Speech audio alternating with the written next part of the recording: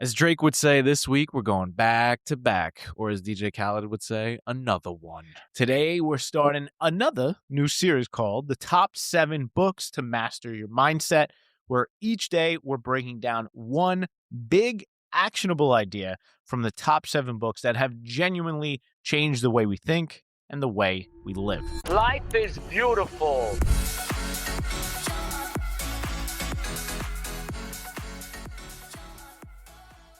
So Eckhart Tolle was 29 years old. Yep. He's this British dude, and he just got his PhD from Cambridge.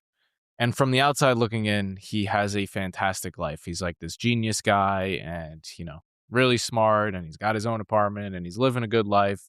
But every single night, he breaks out in a cold sweat and is suffering from severe depression. And one night it gets so bad that he's basically having a complete nervous mental breakdown. And he catches himself thinking this single thought: I cannot live with myself any longer. And in that thought, something broke inside of him because he realized, hold on a second. If I can't live with myself, who is the I and who is the myself that I can't live with? And that awakened him, according to his own account. And he kind of like blacked out overnight, had this restful sleep. He wakes up the next morning and he hears the birds chirping and the curtain of his bedroom flowing like he had never seen it before. And everything just becomes high definition for him. He is totally living in the moment, almost like he broke through some sort of mental blockage. Yeah. And he spends the next 2 years, according to his accounts, living fully in the moment with like total awareness of his thoughts. And he's living on this park bench. Well, he's living at home, but he spends all of his days on this park bench. And people think that he's homeless because he's just sitting there doing absolutely nothing, just completely present. Almost like a psycho, in my opinion. But these people keep coming up to him. He looks so satisfied, right? So they want to know, like, what is this? What is this? What am I looking at? And so they try talking to him. And over the course of 2 years, he's conversing with all these random people on the streets. And he takes account of all these conversations. And those conversations became The Power of Now by Eckhart Tolle, which is the first book on this list. Wow. That is such a crazy story. Fun fact here. So the book came out in 1997 by a tiny Canadian publisher, and they put out 3,000 copies. 3,000 copies. So it was meant to be this little nothing book. And then the Oprah effect. Oprah picked it up. It sold 3 million copies in the first year she did that. And now anywhere between 16 to 20 million copies have been sold. Yeah, I think I've gifted about 1 million copies myself to people. Same here. I'll never forget the first time I read it in college. It was like, you know how most personal development books, you read it and it'll like change your life and like you'll learn things intellectually that you can apply. Yeah. This was the first book where, and it's the reason it's the most gifted book for both of us is because it did something so much more than intellectually changed me. Like, I remember there were certain parts where like I had outer body experiences reading this book. It awakened something so much deeper inside of me than just my brain, right? Yes. It was my soul that was truly awakened by this book. I feel you, because the first time I read it was actually when I had my mouth wired shut. Oh, wow. So I literally was just living inside my brain because I wasn't able to speak. And then I read this book and it was like, holy shit. It was like a movie going on in my head that I was just watching now. Yeah. And that brings us to the big idea from the book. The big idea from the book is that you are not those thoughts. You are not those movies that you were able to watch, right? These thoughts that pop into our head, they are not us. Yeah. So his whole thing is thoughts. He basically calls it the mind, right? The mind is this thing that takes over most of our lives. And there's science that backs this up, right? A Harvard study tracked over 2,000 people throughout their day using a smartphone app, pinging them at random moments to ask, what are you doing and what were you thinking about other than what you're doing? And the result was people's minds were wandering 47% of the time. I'm sure that's a lot higher today. 100%.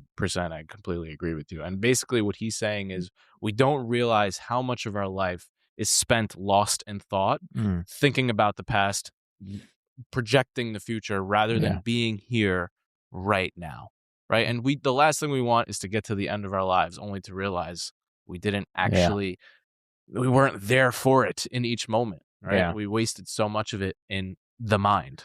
Yeah, that's a good way to put it. I mean, I really want to just re-emphasize the main idea of this book, because I think if you like forget everything else we said in this podcast, but you just remember this one thing, which is you are not the voice in your head. Yeah. And every thought you believe, every thought that you have is not truth.